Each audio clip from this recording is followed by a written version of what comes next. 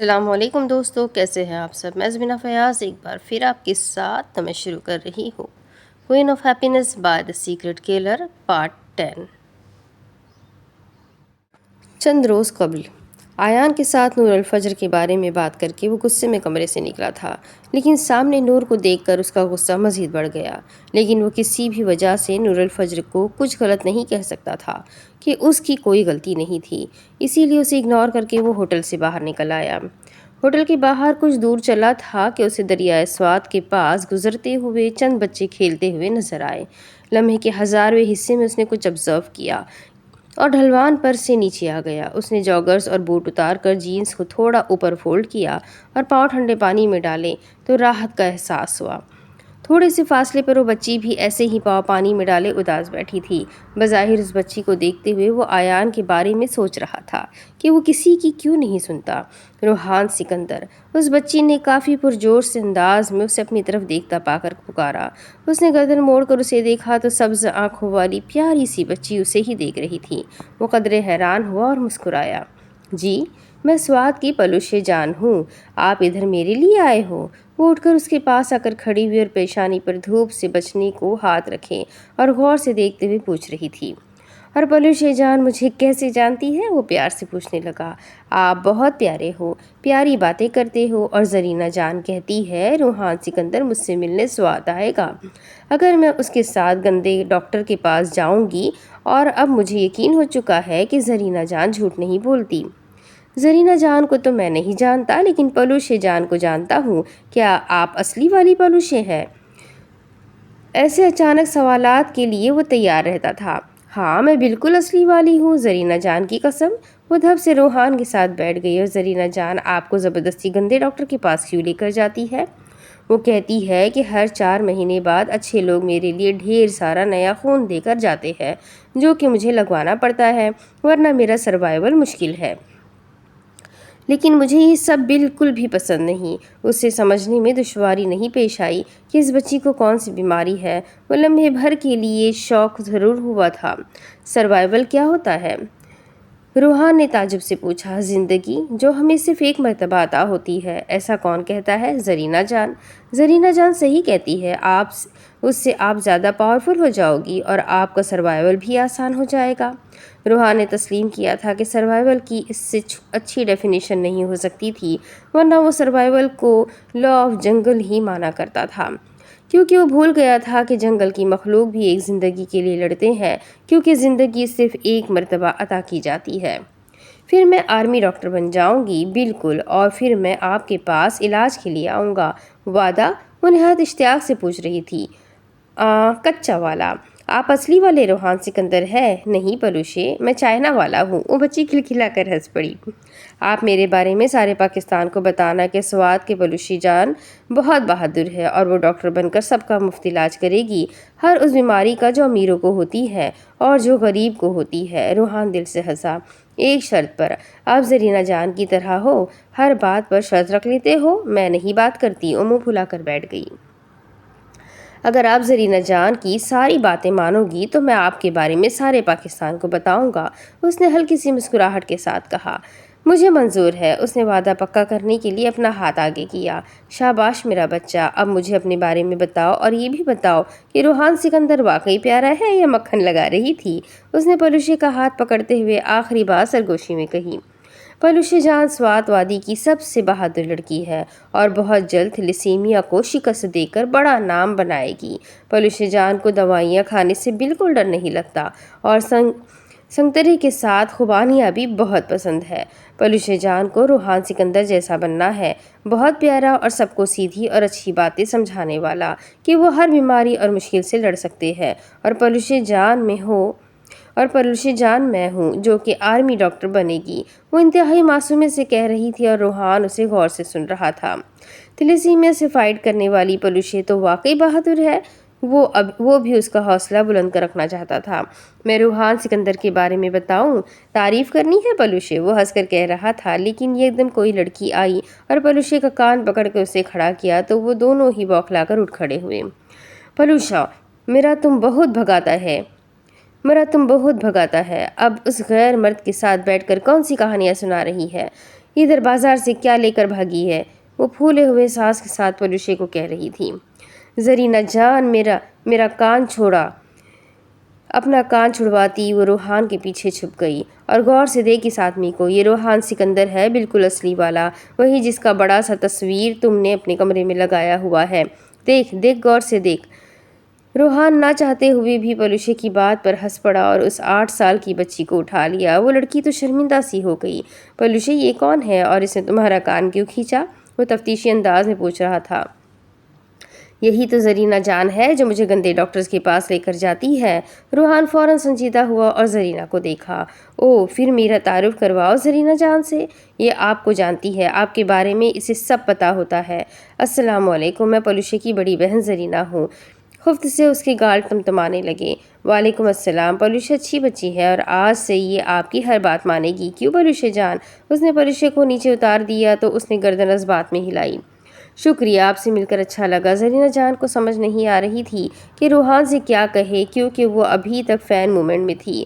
اتنے سالوں سے جسے ٹی وی پر دیکھتے رہو اور وہ اچانک سامنے آ جائے تو انسان بوکھلا جاتا ہے، اور زرینہ جان کچھ زیادہ ہی نروس ہو گئی تھی پلوشے کی وجہ سے۔ کچھ دیر صبر کرے، برا بھی لگے گا، وہ ہنس کر کہہ رہا تھا۔ آپ ان بچوں کے پاس جاؤ، میں زرینہ جان کو یہ سمجھا دوں کہ وہ آج کے بعد آپ کو نہ ڈانٹیں۔ روحان نے پلوشے کو کھیلتے ہوئے بچوں کی طرف بھیجا۔ وہ بھی اس بات میں سر ہلاتی وہاں سے چلی گئی۔ کیا پلوشے کو تھیلیسیمیا ہے؟ روحان سنجیدگی سے زرینہ سے پوچھنے لگا۔ جی، اور اسے ہر 4 ماہ بعد خون کی ضرورت پڑتی ہے، جو کبھی کبھی لیٹ ہو جاتا ہے۔ اور ایسے میں آپ کیا کرتی ہے؟ ہم دونوں اپنی خالہ کے گھر رہتے ہیں اور پلوشے میری زندگی ہے۔ اس کا بلڈ گروپ او نیگیٹو ہے، جو بہت مشکل سے میسر ہوتا ہے، لیکن جب خون نہیں ارینج ہو پاتا تو میں اللہ سے ڈھیر ساری دعائیں کرتی ہوں کہ کوئی سبب بن جائے، اور اللہ اسباب بنا دیتا ہے۔ ایسے وقت میں پلوشے کی طبیعت بہت خراب ہو جاتی ہے۔ آپ پلوشے کو لاہور لے آئے، میں وہاں اس کا علاج کرواؤں گا۔ وہ زرینہ کو بتا نہیں سکا کہ اس کا بلڈ گروپ بھی او نیگیٹو ہے اور وہ پلوشے کو خون دے گا۔ پلوشے سوات نہیں چھوڑ سکتی، سوات میں ہمارے والدین کی خوشبو ہے، میں اسے ڈسٹرب نہیں کرنا چاہتی۔ آپ کو کسی مدد کی ضرورت ہو تو مجھے بتائیں، میں ہر ممکن کوشش کر کے پلوشے کو اچھے ہسپتال میں داخل کرواؤں گا اور اسے خون بر وقت میسر کراؤں گا۔ ہم کماتے ہیں اور الحمدللہ خوشحال ہیں، ہمیں زکوٰۃ نہیں لگتی۔ آپ ایک مدد کر دیں کہ میری بہن کے لیے دعا کیا کرے اور اسے کبھی کبھار فون کر دیا کرے۔ میں صرف آپ کی فین ہوں، لیکن یہ آپ کو آئیڈیلائز کرتی ہے۔ آپ پلوشے کے لیے ہیرو ہیں۔ میں بہت جلد یہاں بلڈ کیمپ ارینج کروانے کی کوشش کروں گا، پلوشے کا خیال رکھے گا۔ اس نے بغیر کسی دوسری بات پر تبصرہ کرتے ہوئے ایک عزم سے کہا، اور پی بی ایس کا پہلا کیمپ سوات میں ہی بننے والا تھا۔ شکریہ، کیا ہم آپ کے ساتھ ایک سیلفی لے سکتے ہیں؟ زرینہ کو لگا ہر انقلابی لیڈر اور بڑے دعوے کرنے والے سیاستدان کی طرح وہ بھی بس وعدہ کر رہا ہے اور یہاں سے جاتے ہی وہ بھول جائے گا۔ 2 لے لے، وہ مسکرایا۔ زرینہ جان نے پلوشے کو اشارے سے پاس بلایا تو وہ دور سے ہی تھوڑی دیر بعد آنے کا کہہ گئی۔ پلوشے دل تراشا، پلوشے جلدی آؤ۔ روحان نے بھی اسے آواز لگائی تو وہ دوڑتی ہوئی ان تک آئی۔ بہت جلد ڈھیر سارے اچھے انسان آئیں گے اور آپ کو خون دیں گے، تب تک آپ نے زرینہ کی بات ماننی ہے اور ڈاکٹر بننے کی تیاری کرنی ہے۔ سیلفی لینے کے بعد وہ پلوشے سے کہہ رہا تھا۔ آپ کب واپس آئیں گے؟ پلوشے اداسی سے پوچھ رہی تھی۔ وعدہ نہیں کرتا پر کوشش کروں گا، بہت جلد واپس آؤں گا۔ زرتا سرا مناکم، پلوشے نے اس کا ہاتھ پکڑ کر کہا تو روحان بہت زور کا ہنسا۔ اتنے چھوٹے فین سے وہ پہلی دفعہ ملاقات کر رہا تھا۔ اس کا مطلب کیا ہے؟ اسے معلوم تھا، پھر بھی وہ پوچھنا چاہتا تھا۔ اس کا مطلب ہے پلوشے جان مار کھائے گی، زرینہ جان نے دانت پیستے ہوئے کہا۔ زرتا سرا مناکم پلوشے جان۔ وہ جھکا اور پلوشے کے دونوں گالوں پر پیار کیا۔ شاپنگ کرے تھوڑی سی؟ زرینہ جان نہیں مانتی۔ زرینہ جان، میں پلوشے کو کچھ دیر کے لیے لے جاؤں، لیکن 1 گھنٹے بعد یہیں واپس لے آؤں گا۔ ٹھیک ہے، لیکن اسے کچھ مت لے کر دیجیے گا۔ وہ روحان کو منع نہیں کر پائی۔ اوکے، روحان نے پلوشے کو بائیں آنکھ ونک کرتے ہوئے کہا، جو منہ پر ہاتھ رکھے ہنسی روک رہی تھی۔ پلوشے سے باتیں کرنے کے بعد اس کا موڈ بہتر ہو گیا تھا۔ باہر آئے، ڈاکٹر صاحبہ واک پر چلے۔ اس نے علیزے کو میسج کیا اور وہ اگلے 3 منٹ میں اس کے سامنے موجود تھی۔ آہا، کتنی کیوٹ ہے۔ پلوشے روحان کی انگلی پکڑے کھڑی تھی جب علیزے نے اس کے پھولے ہوئے گالوں پر چٹکی کاٹتے ہوئے کہا، جو پلوشے کو شاید پسند نہیں آیا۔ آپ بھی بہت کیوٹ ہے، پلوشے نے جیسے جلنے والے انداز میں کہا تو وہ دونوں ہنس پڑے۔ یہ میری ڈاکٹر ہے پلوشے، روحان نے اس بچی کو بتایا۔ مجھے ڈاکٹر اچھے نہیں لگتے، لیکن مجھے تو لگتے ہیں، روحان نے کندھے اچکا کر کہا۔ تمہیں بچے اچھے لگتے ہیں؟ علیزے نے پلوشے کا ہاتھ پکڑتے ہوئے روحان سے پوچھا۔ ہاں مجھے بچے بہت پسند ہے، بے ضرر ہوتے ہیں، اس نے مسکرا کر جواب دیا۔ علیزے نے صرف ایک لمحے کے لیے روحان کو غور سے دیکھا تھا اور پھر خاموشی سے اس کے ساتھ چل پڑی۔ اس کا نام پلوشے جان تھا اور اس نے مجھے بتایا تھا کہ وہ بہت بہادر ڈاکٹر بنے گی اور امیروں غریبوں کا مفت علاج کرے گی، ان لوگوں کا بھی جن کی بیماری کا علاج پاکستان میں نہیں ہے۔ خبیب جو اشتیاق سے جواب سننا چاہ رہا تھا ٹھنڈا سا پیچھے ہو کر بیٹھ گیا۔ روحان کی کافی آ گئی اور اس نے مگ اٹھا لیا۔ ویل اس میں انسپائریشن کہاں ہے؟ میری انسپائریشن کا اندازہ سب کو بہت جلد ہو جائے گا انشاءاللہ۔ دراصل ہم PBS کا پہلا کیمپ سوات میں کھول رہے ہیں جو کہ خاصا ٹف ہے۔ ہمیں وہاں جدید ٹیکنالوجی کی ضرورت ہے جس کی وجہ سے کام جلدی شروع ہونے کے باوجود لیٹ ہو سکتا ہے، but hope for the best. اس کام کے لیے آپ سب سے زیادہ توقعات کس سے رکھتے ہیں؟ یونیورسٹی کے طالب علموں سے، کیونکہ میرا دل کہتا ہے میری یوتھ میرے ساتھ ضرور کھڑی ہوگی۔ انہیں پتہ ہے کیریئر بنانے کے لیے آپ کو دل کے ایک کونے میں انسانیت کے لیے نرم گوشہ رکھنا پڑتا ہے تاکہ کل کو آپ اپنا ضمیر نہ بیچ سکو، کل کو اس ملک کے ساتھ غداری نہ کر سکو اور اس ملک کو ماضی سے بہترین لیڈرشپ دے سکو۔ ایک لیڈر وہی ہوتا ہے جس کے اندر قوم کا درد ہوتا ہے، وہ قوم کی خاطر اپنا خون پسینہ ایک کرنے والا ہوتا ہے، وہ قوم کی خاطر کٹ مرنے والا ہوتا ہے، وہ کسی بھی مصیبت کو قوم پر آنے سے پہلے خود جھیلتا ہے۔ ایسا ہوتا ہے لیڈر۔ روحان کے جواب کے بعد خبیب نے بریک لیا اور روحان کی طرف متوجہ ہوا۔ باس اتنا پھیکا سا انٹرویو کی دے رہے ہیں، کچھ اسپائسی سا بولے۔ مثلاً مجھے کوئی ایسی بات کرنی چاہیے جو سب کو ہلا دے یا کوئی ایسا شوشہ چھوڑنا چاہیے جو حقیقت نہ ہو۔ ایسا کرنے میں حرجی کیا ہے؟ خبیب نے زمانی انداز میں کہا۔ تم میرا کافی وقت لے چکے ہو خبیب، مجھے لگتا ہے اب مجھے انٹرویو آدھا چھوڑ کر نکل جانا چاہیے۔ ایسے کیسے بھائی، ابھی تو بہت ٹائم ہے، لائیو کالز بھی ہوں گی۔ نو لائیو کالز پلیز، وہ منت ہی کر رہا تھا۔ یہ سیشن ہمیشہ اسے برا لگتا تھا کیونکہ خبیب نے لڑکیوں کی کالز ہی اٹھانی ہوتی ہے۔ صرف 2-3۔ روحان نے نفی میں گردن ہلائی۔ جلدی وائنڈ اپ کرو میرے بھائی، اور میں نے سنا ہے کل تم بلوچستان کے لیے نکل رہے ہو، کیا یہ سچ ہے؟ ظاہر ہے آن گراؤنڈ جا کر حقیقت کا آسانی سے معلوم ہوگا، اور ویسے بھی آج کل کوئی خاص نیوز نہیں ہے، محتاط رہنا۔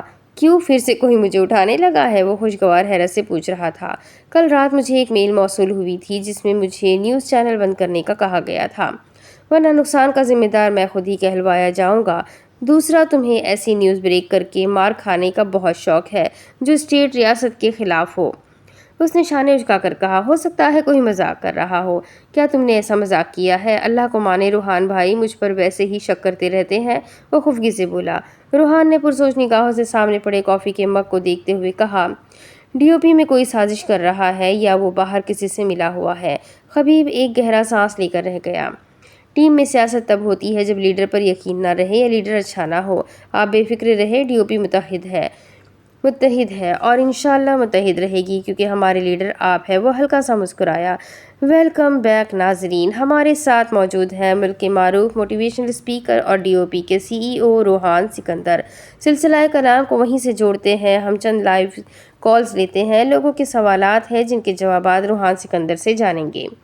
لائیو کالز کا سلسلہ شروع ہوا اور روحان باری باری کچھ کو مختصر اور کچھ کو تفصیلی جواب دینے لگا، لیکن ساتھ ہی ساتھ تعصب سے خبیب کو بھی دیکھ رہا تھا جس نے نہ جانے کیسے کالرز بلوا لیے تھے۔ روحان سر، آپ کی اتنی بڑی روٹین ہے تو ایسے میں فیملی کے لیے وقت کیسے نکالتے ہیں؟ میری فیملی میرے کام کی نوعیت کو جانتی ہے، اس لیے جسے میری یاد آتی ہے وہ میرے پاس لاہور آ جاتا ہے۔ وہ اب سوالوں کے جواب مذاق میں دے رہا تھا کیونکہ ذاتی زندگی کو کم از کم وہ کام سے الگ ہی رکھنا چاہتا تھا، اور وہ کبھی کراؤڈ اکٹھا کرنے کے لیے پرسنل زندگی پر گفتگو نہیں کرتا تھا۔ کام والی زندگی گھر والی زندگی سے قطعاً مختلف تھی۔ آپ انگیجڈ ہے تو کبھی اپنی منگیتر کے ساتھ نظر کیوں نہیں آئے؟ اس کی 2 وجوہات ہو سکتی ہے، یا تو آپ کی نظر خراب ہے یا میں اس بارے میں اتنا ٹچی نہیں ہوں، کافی موقعوں پر وہ میرے ساتھ ہی ہوتی ہے، اور دوسری بات آج کل وہ ملک سے باہر ہے۔ اس نے آنکھیں گھماتے ہوئے جواب دیا۔ آپ شادی کب کر رہے ہیں؟ ویل آپ کو نہیں بلا رہا، آپ انتظار مت کریں اور شادی کر لیں۔ یہ سوال سب سے زیادہ اریٹیٹنگ تھا، جس کا جواب اس نے خوشقصہ دیا تھا۔ آپ نے ریسنٹلی کون سی کتاب پڑھی ہے؟ میں نے کل رات عائشہ صدیقہ کی کتاب ملٹری انک پڑھی ہے۔ آپ سب کو بھی پڑھنی چاہیے، مجھے ایسے رائٹرز انسپائر کرتے ہیں۔ اور یہیں پر خبیب نے لائیو کالز کا سلسلہ ختم کر دیا۔ اگلے سوال کی جانب بڑھتے ہیں۔ روحان سکندر، دی لاسٹ ون۔ اس نے اب خبیب کو تنبیہی انداز میں دیکھتے ہوئے کہا، شور سر۔ خبیب ہنسا۔ ملک کی سیاست کے بارے میں آپ کوئی تبصرہ کر دیں اور ساتھ ہی ساتھ ہماری یوتھ کے لیے کوئی میسج۔ ملک کی سیاست کے بارے میں کیا کہہ سکتا ہوں؟ جو سسٹم چل رہا ہے چلتا رہے گا، کرپشن ہوتی ہے، ہوتی رہے گی۔ آپ چینج پر یقین رکھتے ہیں، رائٹ؟ تو پھر سسٹم چینج کیوں نہیں ہو سکتا؟ ہم اس ملک کو اسکوائر ون سے نہیں چلا سکتے خبیب، سسٹم کرپٹ ہے، سب کو پتہ ہے۔ اور کون اتنا جگرے والا آ کر یہ دعویٰ کر سکتا ہے کہ وہ سب ٹھیک کر دے گا؟ جنہوں نے دعویٰ کیا وہ ابھی تک کچھ سمجھ نہیں پائے کہ ٹھیک کیا کرنا ہے۔ میں اپنی یوتھ کو یہی پیغام دوں گا بیٹا کہ چند سالوں بعد جب اس ملک کی بھاگ دوڑ آپ کے ہاتھ میں آئے گی تو اس کو سلیقے سے چلانا۔ آرٹ آف پالیٹکس ہمارے ملک میں نصاب کا حصہ ہونا چاہیے۔ آرٹ آف وار ہمارے بچوں کو سیکھنے کی ضرورت ہے۔ جنگیں اور سیاستیں بے ڈھنگے انداز میں نہیں ہوتی کہ آئے کرسی پر بیٹھے، اپنا حصہ نکالا، آرام سے کھایا اور نکل گیا۔ اس بات پر بڑی تنقید کی جاتی ہے کہ روحان سکندر کا باپ سیاستدان ہے، اس لیے وہ ہمیشہ سیاستدانوں کی حمایت میں بولتا ہے۔ اول سیاستدان ہونا گناہ نہیں ہے اور ان سے نفرت کرنا سراسر غیر اخلاقی حرکت ہے، اور ان پر کی جانے والی بے وجہ تنقید کے ذمہ دار آخرت میں آپ لوگ خود ہوں گے۔ دوم، ان سے بیر رکھنے کی بڑی وجہ ان کا جھوٹا اور کرپٹ ہونا ہوتا ہے، رائٹ؟ تو خبیب، مجھے اس وقت کوئی ایسا انسان ڈھونڈ کر بتا دو سیاستدانوں کے علاوہ جو کرپشن سے پاک ہو، جو دعوے سے کہہ سکتا ہو کہ وہ صادق و امین ہے۔ ہر کوئی اپنے لیول پر دا لگائی جا رہا ہے، اور پھر یہ لوگ بات کرتے ہیں کہ سیاستدان حرام کھاتے ہیں۔ خیر اس طرف موضوع چلا تو رکے گا نہیں، سو یہیں پر بات ختم۔ اس نے خود ہی بات ڈراپ کر دی۔ آخر میں قوم کے بچوں سے میں کہنا چاہتا ہوں، بلکہ منت کرتا ہوں، خدا را وقت کی نزاکت کو سمجھو، پڑھو اور فضول کاموں سے بچو، اپنے ملک کو سنوارو، اسے ورلڈ پاور بناؤ۔ یہ ورلڈ پاور تبھی بنے گا جب اس کی پاور کو اپنی پاور کا پتہ چلے گا، اور اس کی پاور تم لوگ ہو۔ تم عام لوگ نہیں ہو، پاکستانی ہو، اس سے بڑھ کر ایک مسلمان ہو۔ تم لوگ اللہ کا پیغام ہو میرے بچوں۔ ایک مومن اتنا کمزور نہیں ہوتا کہ دشمن اس سے نہ ڈرے۔ مسلمان قوم ہی ایسی ہے جس سے بڑے بڑے سورما ڈرتے ہیں۔ ہم وہ لوگ ہیں جس کے لیے اللہ کے نبی صلی اللہ علیہ وسلم روئے ہیں، اور ہم آج ان کے نقش قدم پر چلتے ہیں جن سے ہمارے نبی صلی اللہ علیہ وسلم سرد راتوں میں جنگ کرتے تھے، جن کی وجہ سے ہمارے نبی صلی اللہ علیہ وسلم سخت گرمی میں صحراؤں کی تپتی زمینوں پر ننگے پیر چلے۔ ہم آج اسی مغرب کے دل دادا ہیں جن کو کبھی ہم مروب کرتے تھے۔ ایک بات بتائیں آپ لوگ، آپ کو پتہ ہے ایک مسلمان ہونے کا کیا رتبہ ہے، کیا حیثیت ہے؟ نہیں جانتے، لیکن وہ جانتے ہیں جو ہماری طاق لگائے بیٹھے ہیں کہ ہم کیا ہے، لیکن ہم نہیں جانتے ہم کیا ہے۔ اسی لیے وہ ساری سائنس کو اکٹھا کر رہے ہیں صرف ہمارے خلاف کہ ہم سے آگے نکل جائے، لیکن باخدا ویسا نہیں کر سکتے۔ آپ لوگوں سے گزارش ہے، اس ملک کو اپنا گھر سمجھیں، اپنا گھر سمجھیں گے تو اپنی ذمہ داری سمجھیں گے۔ سو اس ملک کو بہتر بنانے میں ہر شخص اپنا کردار ادا کرے، اور انڈین ترکش ڈراموں کو آئیڈیلائز کرنا بند کر دے کہ #کپل گولز، #سول میٹ، یہ سب فضول بکواس ہے۔ جسے اللہ نے لکھا ہوگا وہ بن جائے گا۔ اپنی زندگی کا مقصد صرف شادی کرنا، بچے پیدا کرنا مت بنائے۔ اور آخری گزارش نہایت مخلصانہ ہے کہ بیٹا، زندگی کا رولر کوسٹر اتنا آسان نہیں ہے جتنا ہم نے سمجھ لیا ہے۔ یہ زندگی رب کی عطا ہے جو ایک مرتبہ ملتی ہے، اسے سلیقے سے بہترین طریقے سے گزارو۔ خبیب نے آخر میں چند باتیں کی اور پروگرام ختم کیا۔ عائشہ صدیقہ والی بات کیوں کہی، اور اگر کہہ بھی دی تو کتاب کا نام کیوں بتایا؟ روحان نے حیرت سے اسے دیکھا کہ اس کے بہادر جرنلسٹ کو کیا ہو گیا ہے۔ میں نے سوال کا سیدھا کھڑا سا جواب دیا ہے، اور تو کچھ نہیں کیا۔ تم تو ایسے کہہ رہے ہو جیسے میں نے نیوکلیئر ہتھیاروں کا راز انڈیا کو تھما دیا ہے۔ اس نے کوٹ سے مائک اتارتے ہوئے کہا، اب کتنے لوگ وہ کتاب پڑھیں گے کچھ اندازہ ہے؟ تو کتابیں پڑھنے کے لیے ہی ہوتی ہے، اچھی کتاب ہے، سب کو فیکٹ اینڈ فیگرز پتہ ہونے چاہیے۔ اور ویسے بھی تمہیں کچھ اسپائسی چاہیے تھا، میں نے دے دیا۔ کیا آپ کا بھی ملک بدر ہونے کا پلان ہے، اور بھول رہے ہیں کہ آپ کا بھائی بھی ملٹری میں ہے؟ شکل اچھی نہ ہو تو بات اچھی کر لیا کرتا ہے بندہ۔ میں کوئی غدار ہوں جو ملک بدر کیا جاؤں؟ اور ایسا کیا کہہ دیا کہ میرے بھائی کے پروفیشن کو خطرہ پڑ جائے گا؟ وہ تیکھے لہجے میں پوچھ رہا تھا۔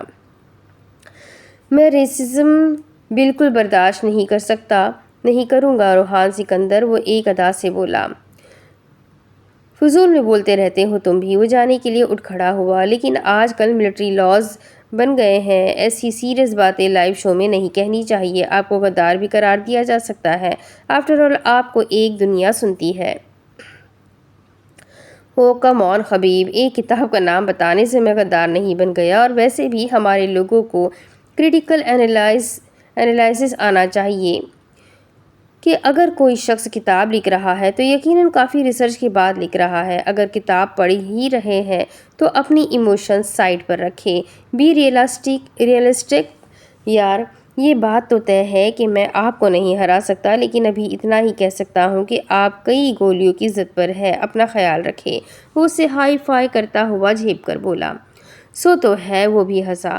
لوگ فوج سے عشق کرتے ہیں، ایسی باتیں بتا کر آپ اپنی پاپولیرٹی میں کمی کریں گے۔ حبیب نے مزید کہا، میں کسی اگلے شو میں یہ بھی سکھاؤں گا کہ فوج سیاست میں کیسے مداخلت کرتی ہے۔ کیا تم مجھے روک سکو گے؟ کیسے کرتی ہے؟ حبیب نے کڑے تیوروں سے پوچھا۔ وہ سیاست کے فیصلہ سازوں پر 4 حربے آزماتی ہے۔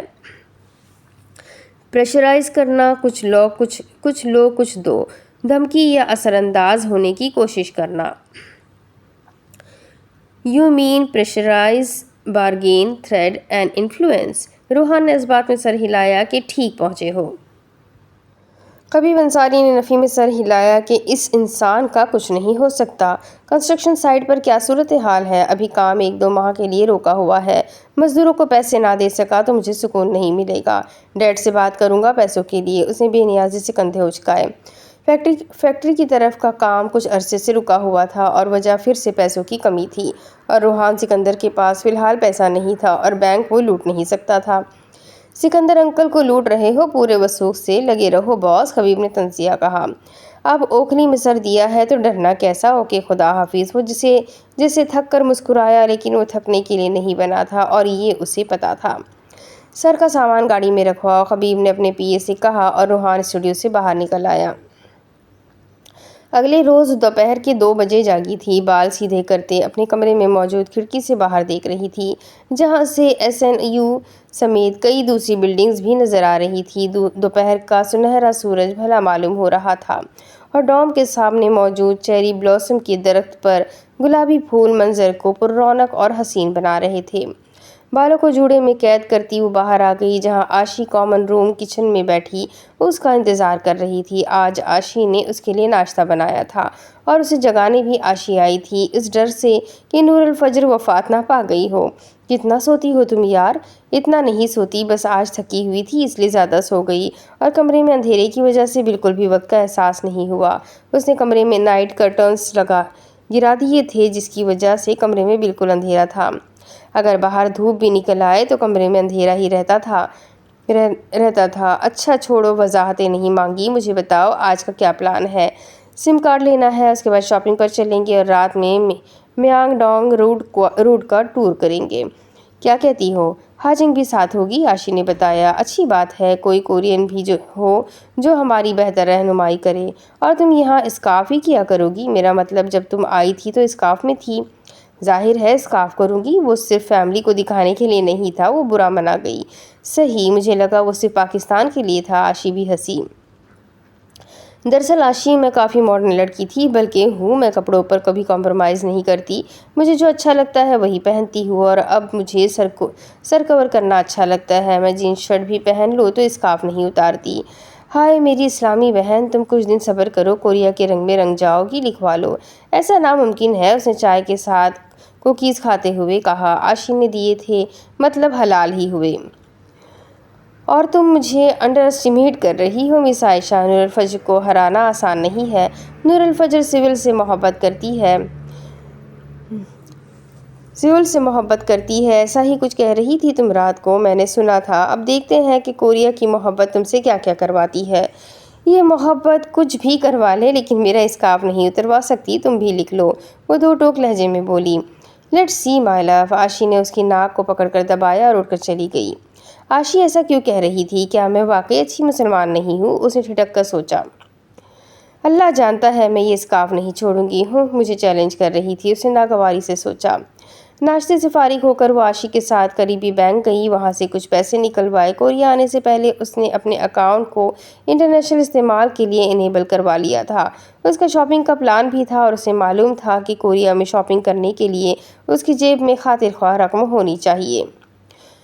اس کا سم کارڈ کے آفس میں انہیں 2 گھنٹے لگ گئے اور وہاں اس کے حاجنگ نے بہت مدد کی۔ وہ کورین تھی اور اسے معلوم تھا کہ کورین لوگوں کے ساتھ جگاڑ کیسے لگایا جاتا ہے، سو اس نے نور کے لیے جگاڑ لگایا اور اسے سم کارڈ نہایت سستے میں خرید کر دلوایا، جس کی وجہ سے وہ 1 سال اس اوگیگا کے ساتھ آسانی سے گزار سکتی تھی۔ یہاں سے فراغت کے بعد وہ قریبی شاپنگ مال میں گھس گئے۔ وہاں پر حلال حرام اشیاء میں فرق کرتے اور چیزیں خریدتے ہوئے 4 سے زیادہ گھنٹے گزر گئے۔ نور نے ایک شیمپو، پیکٹ میں بند فروٹس اور کھانے کے لیے چند جیلیز لی تھی، اور یہ چیزیں وہ لینے نہیں آئی تھی۔ اسے معلوم تھا کہ کوریا میں میک اپ پروڈکٹس بہت اچھی اور مہنگی ہے، لیکن اتنی مہنگی ہے کہ وہ 15,000 کورین وون میں بمشکل ایک آئی لائنر خرید پائی۔ فی الحال میک اپ پروڈکٹس کی طرف وہ نہیں گئی کیونکہ اس کا دل بہت جلدی پگھل جاتا تھا، اور اب وہ کوئی 1 لاکھ ساتھ لے کر نہیں گھوم رہی تھی۔ 12,000 کا آئی لائنر تھا، وہ آشی سے پوچھ رہی تھی یا بتا رہی تھی، لیکن کافی بے بسی سے کہہ رہی تھی۔ تمہیں کیا لگا 500 میں مل جائے گا؟ اور تم نے جا کر پسند بھی تو ایمور پیسیفک کے آئی لائنر کو کیا، کسی اور برانڈ پر ہاتھ رکھتی 5-6 ہزار تک تو آ ہی جاتا۔ آشی نے اس برانڈ کا بتایا جس کا آئی لائنر نور کو پسند آیا تھا، اور وہ کوریا کے مہنگے برانڈ میں سے ایک تھا۔ 3,000 کا مل جاتا یار۔ وہ ابھی بھی اسی آئی لائنر کے بارے میں سوچ رہی تھی۔ تمہیں پتہ ہے تم بھی یہاں میری طرح مفلسی والی زندگی گزارنے لگی ہو، ترسی ہوئی۔ آج کے بعد ایسے کسی شاپنگ مال میں نہیں جانا، آج سے کہ شاپنگ مالز کا بائیکاٹ شروع۔ آشی بھی اس کے غم میں برابر کی شریک تھی۔ وہ دونوں اسٹوڈنٹس تھی اور اتنے پیسے ڈوم کا کرایہ اور کھانے وغیرہ میں ہی لگ جاتے کہ ان ایکسٹرا کمفرٹس کے لیے پیسے نکالنا مشکل ہو جاتا۔ لیکن اب نور الفجر عائشہ جہانگیر کو سکھانے والی تھی کہ اپنے شوق کے لیے پیسے کیسے بچائے جاتے ہیں۔ وہ لوگ میانگ ڈانگ روڈ پر نہیں جا سکے کیونکہ جس شاپنگ مال میں وہ موجود تھی وہ میانگ ڈانگ روڈ سے کافی دور تھا، سو وہ لوگ جلد ہی واپس آ گئی۔ لیکن آشی نے ایک بیکری سے کروسنٹ تائیاکی اسنیکس لیے تھے اور نور کا موڈ ٹھیک کرنا چاہا تھا۔ کروسنٹ تائیاکی مچھلی کی شکل کا اسنیک تھا جس کے اندر مختلف قسم کی فلنگز تھی، مثلاً شہد، چاکلیٹ یا کسی فروٹ کو میش کر کے ڈالا گیا ہو۔ آشی نے بنانا چیز کے کروسنٹ تائیاکی لیے اور نور کو دیے۔ نور نے بھی لے کر کھا لیا، لیکن 1 نہیں 3 پیسے آشی نے دیے تھے، اس لیے اسے تھوڑی تکلیف ہو رہی تھی۔ چلو کوئی نہیں، نور الفجر ابھی نئی آئی ہے، آشی کو دل بڑا کرنا چاہیے۔ کوریا میں کھانے پینے کا سامان عموماً سستا تھا، یا یہ بھی شاید نور الفجر کو لگا تھا، اسی لیے اس نے ایک مارکیٹ سے مزید کھانے پینے کا سامان لے لیا۔ کچھ میٹھے اسنیکس تھے اور کچھ کھانے پکانے والے ساسز۔ نور الفجر نے بینک سے پاکستانی 20,000 نکلوائے تھے اور وہ 20,000 لگا کر ہی رات کو 10 بجے ڈوم پہنچی تھی۔ اتنی سخاوت اس نے اپنی 23 سالہ زندگی میں پہلی مرتبہ کی تھی، اور اسے لگ رہا تھا وہ اس دنیا کی سب سے فضول خرچ انسان ہے۔ باجن کل کی طرح آج بھی کسی سے ملنے دوسرے ڈوم چلی گئی اور آشی نور کے ساتھ اس کے کمرے میں بیٹھی وہ سامان دیکھ رہی تھی جو آج لائی تھی۔ ایک بات بتاؤ، تمہارے ابو کا بزنس پوری دنیا میں پھیلا ہوا ہے یا کوئی زرعی زمینیں وغیرہ ہے تم لوگوں کی؟ ایسا تو نہیں ہے، بس بزنس اچھا جا رہا ہے الحمدللہ، اور زرعی زمینیں وغیرہ تو نہیں ہے ہماری۔ تم کیوں پوچھ رہی ہو؟ اتنا دل کھول کر شاپنگ کی ہے تم نے جیسے ATM میں کھلا مال رکھتی ہو۔ کیا مطلب؟ یہ سب میں نے ہمارے کھانے کے لیے لیا ہے۔ پاکستان میں تو عمیر بھائی سے کچھ بھی فرمائش کرتی تھی سب لے آتے تھے، اور یہاں خود کرنا پڑے گا، سمپل۔ اس نے جیلی منہ میں ڈالتے ہوئے بے نیازی سے کہا۔ وہ دونوں ٹراؤزر شرٹ میں ملبوس پیاری لگ رہی تھی۔ گستاخی معاف نور رانی، اب تم باپ بھائی کی ممتا بھری چھاؤ سے باہر نکل آئی ہو، اور کان کھول کر سنو، اگر یہاں رہنا ہے تو اپنا ہاتھ ذرا کھینچو کیونکہ یہاں فضول خرچیوں کا سوال ہی پیدا نہیں ہوتا۔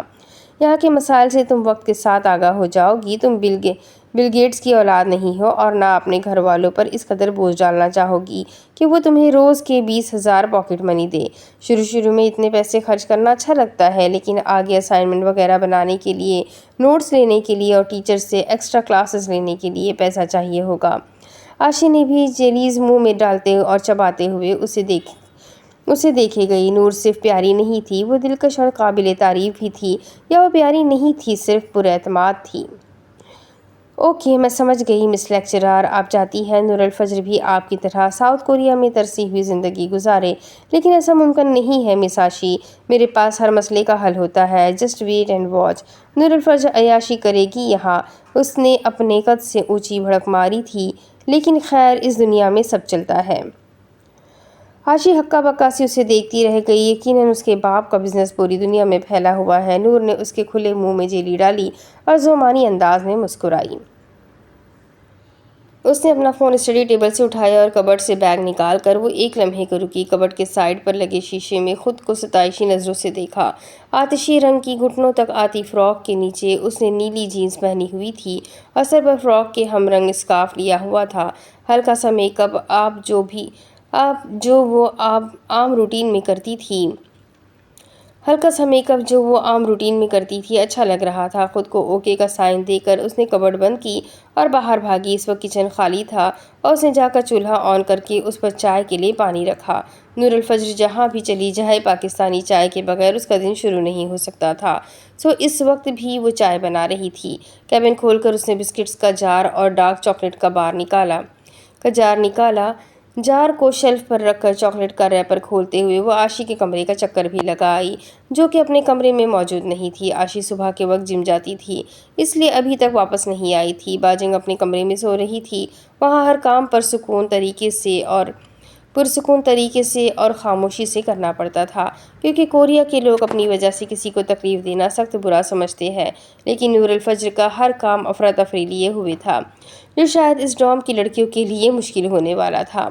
اسے یہاں آئے ہوئے 1 ہفتہ ہو گیا تھا اور آج اس نے کورین لینگویج ٹیسٹ دینا تھا، جس کا اسے یقین تھا کہ وہ پاس کر لے گی، اسی لیے وہ بے فکر تھی۔ پاکستان میں کبھی بورڈ کے پیپرز کے وقت وہ سیریس نہیں ہوئی، یہ تو بس 100 نمبر کا چھوٹا سا امتحان تھا۔ کوریا جانے سے پہلے یہ ٹیسٹ آپ پاکستان میں بھی دے سکتے ہیں، لیکن نور الفجر نے کوریا جا کر دینے والا آپشن پسند کیا۔ بہرحال وہ اس ٹیسٹ کے لیے بالکل بھی نروس نہیں تھی، کیونکہ 40% لینے تک بھی وہ پاس ہی کی جائے گی اور فیل کرنے کا سوال بھی پیدا نہیں ہوتا، کیونکہ وہ SNU میں داخلہ لے چکی تھی اور باجنگ سے کورین میں باتیں کر کے وہ اسپیکنگ اسکل بہتر کر چکی تھی۔ کپ میں چائے ڈال کر وہ ابھی کرسی پر بیٹھی ہی تھی کہ عاشی آ گئی۔ تم اٹھ گئی؟ مجھے لگا ٹیسٹ سے 5 منٹ پہلے مجھے تمہاری منتیں کرنی پڑیں گی کہ محترمہ اٹھ جائے، آپ کی زندگی موت کا امتحان ہے۔ عاشی نے اتنی آواز میں کہا کہ نور الفجر آسانی سے سن سکتی تھی۔ فریج سے پانی کی بوتل نکال کر وہ نور الفجر کے سامنے بیٹھ گئی۔ 1 ہفتے سے نور کی سونے کی روٹین دیکھ کر عاشی نے یہی اندازہ لگایا تھا کہ محترمہ سونے کی بے حد شوقین ہے، لیکن کوئی بات نہیں، کوریا میں رہتے ہوئے یہ شوق بہت جلد خون کے ہاتھ ہونے والا ہے۔ اچھا، جلدی سے تیار ہو جاؤ، 8 بجے نکلنا ہے، نور نے کہا۔ ہاں، میں تیار ہونے والی ہوں۔ 4تھے فلور کے اسٹڈی روم میں کوئی تمہارا انتظار کر رہا تھا، کافی بھلی شکل والا تھا۔ لائبریری، اسٹڈی روم اور کامن روم ایک ہی جگہ تھی جہاں ڈوم کے اسٹوڈنٹ بیٹھ کر پڑھ سکتے تھے۔ اس کے علاوہ یونیورسٹی کی لائبریری بھی 24 گھنٹے کھلی رہتی تھی، کیونکہ اکثر اوقات پڑھتے ہوئے رات کے 2 بھی ہو جایا کرتے تھے۔ میرا انتظار؟ ہاں، میں وہاں کورین ہسٹری کی کتاب لینے گئی تھی، کافی ہینڈسم تھا، میں نے مدد کی آفر دی تو اس نے تمہارا پوچھا۔ تو تم نے بتا دیا؟ اس نے آنکھیں سکڑ کر پوچھا۔ نہیں، اس نے مجھے 500 وون کورین کرنسی دینے سے انکار کر دیا اور میں نے تمہارا پتہ نہیں دیا، لیکن جا کر دیکھ لینا، بیچارہ ارلی مارننگ آیا ہوا ہے، صبح سویرے۔ عاشی نے شانے اچکائے۔ کون ہو سکتا ہے؟ اس نے پرسوچ نظروں سے عاشی کو گھورا۔ تمہارا کوئی رشتہ دار، کزن وغیرہ؟ چائے پیتی نور کا حلق تک کڑوا ہو گیا۔ نہیں، ان کی اتنی اوقات نہیں ہے۔ خیر، تم تیار ہو جاؤ، میں جا کر دیکھتی ہوں۔ اپنے رشتہ دار اسے ذرا پسند نہیں تھے، کیونکہ اس نے اپنے ماں باپ کا برا وقت دیکھا تھا۔ وہ رشتہ داروں کا اپنے ماں باپ کے ساتھ سلوک بھی نہیں بھولی تھی۔ اس کے دادا نے ایک مرتبہ سلمیٰ پر ہاتھ اٹھانے کی بھی کوشش کی تھی، تب عمیر ماں کے آگے کھڑا ہو گیا تھا۔ اقبال عالم کے گھر والے انہیں سلمیٰ کو طلاق کے لیے بھی اکساتے رہے، لیکن کامیاب نہیں ہو سکے۔ بہرحال وہ الگ رہتے تھے، اس کے باوجود وہ رشتہ داروں سے ڈرتی تھی۔ ابھی آشی نے صرف ایک عام بات کہی تھی اور اسے نہ جانے کیا کیا یاد آ گیا۔ آشی تیار ہونے چلی گئی اور وہ ناشتہ ختم کر کے اپنے ڈوم سے باہر آ گئی۔ صبح کے 8 بجے بھی ہر جگہ گہما گہمی تھی اور یہ گہما گہمی رات کے 2-3 گھنٹے بھی بڑی مشکل تھمتی تھی، ورنہ SNU کا ڈوم 24 گھنٹے زندہ رہنے والا ڈوم تھا۔ ہر وقت چہل پہل رہتی تھی، جو کہ آج کل فارن اسٹوڈنٹس کے نہ آنے کی وجہ سے شاید کم تھی۔